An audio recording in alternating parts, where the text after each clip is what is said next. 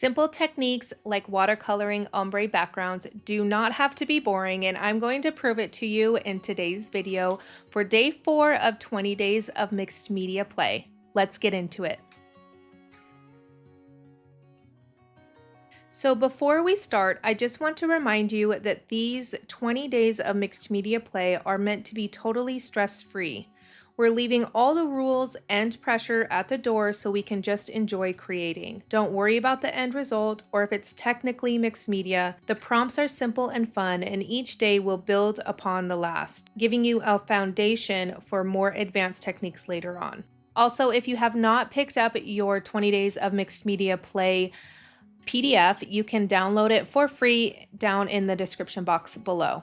All right, so for day 4, we are going to be doing watercolor ombre backgrounds. Now, this was the first one that I did. I had edited the video and I was looking at it, I'm like, I can do better than that. So I decided to remake the video, and then I came up with this one and I'm like, I can even do better. So that's what we're going to do today. We are going to be watercoloring ombre backgrounds. Now this can either be a monochromatic, like I did here, just using one color. Basically, I think I used maybe 2 and then just dark to light. And then I decided that I wanted it to be more fun and colorful, so I did a few different colors here. All right, so I have my watercolor paper here, and I'm going to be using my Distress Watercolor Pencil palettes again. I have a paintbrush, and I'm going to bring in a paper towel as well, so I can kind of dab off some of that water. And I have some water here so that I can clean off my brush. I am going to put some water in the colors that I want.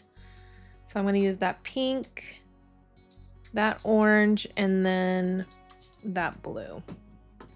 Okay, so we're going to start off with the pink. And I am, again, not a watercolorist, and I don't mind it not being perfect.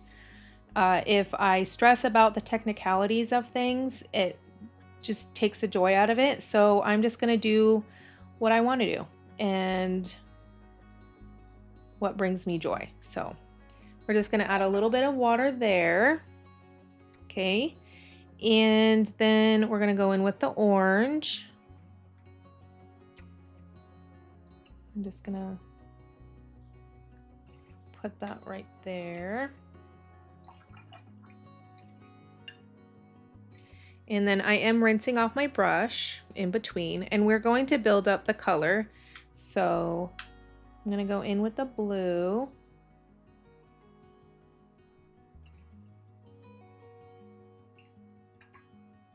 And I'm dipping, or I'm drying off my brush because I don't want it to be too wet when I go in for the color. Okay, and then I'm going to go back in for the pink. Although I do need it a little bit wet.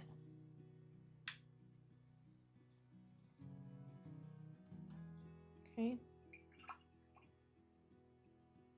And we're going to go in with the orange.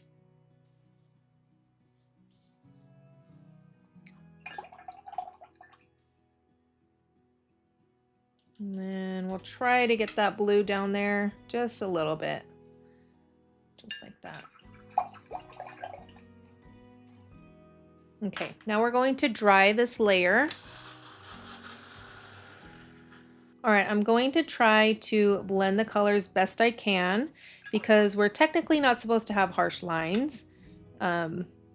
So just gonna blend that, although that makes brown, so I don't want to do that too much. All right, then I'm gonna go back in with this pink, just like that.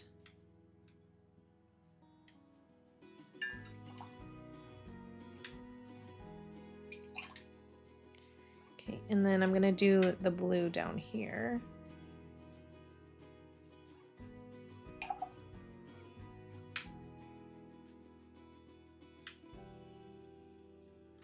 All right, now we're gonna add some more water splotches. Splatters, splotches, whatever you want to call them.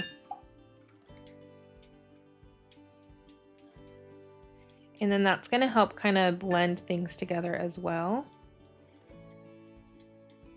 And then to add even more interest, I'm going to add some splatters of each of the colors.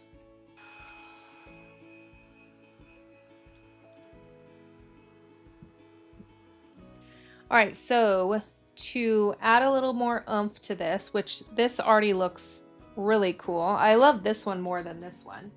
So this one's a little bit more like blocky in a way, like harsh lines. And then this one is kind of what I wanted. All right, so what we're gonna do to add more to this is we're going to add some splatters. And what I'm gonna do is cover up where I don't want the splatters and then go in with the color and just splatter it away. Spatter, splatter. It's all welcome here. It doesn't matter.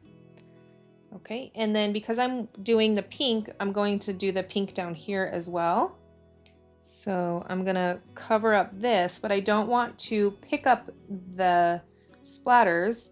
So I'm going to hold the paper towel just like this, okay? And I'm getting it all on that orange, which I don't mind a little bit of extra color here and there, but I didn't realize that it was gonna be so much on that orange. All right. So that is what it's looking like. Before moving on to the next color, you need to dry in between layers so that you're not picking up any of that wet splatter that we just added. And if you just want to do the ombre, you definitely can. You don't have to add the splatters. But I just like a little more something to my backgrounds. Now we'll repeat the same process with the other two colors. Cover the areas you don't want splattered using a paper towel. Add your splatters, remove the paper towels, and dry before moving to the next color. We are going to do the exact same thing with the blue color as well.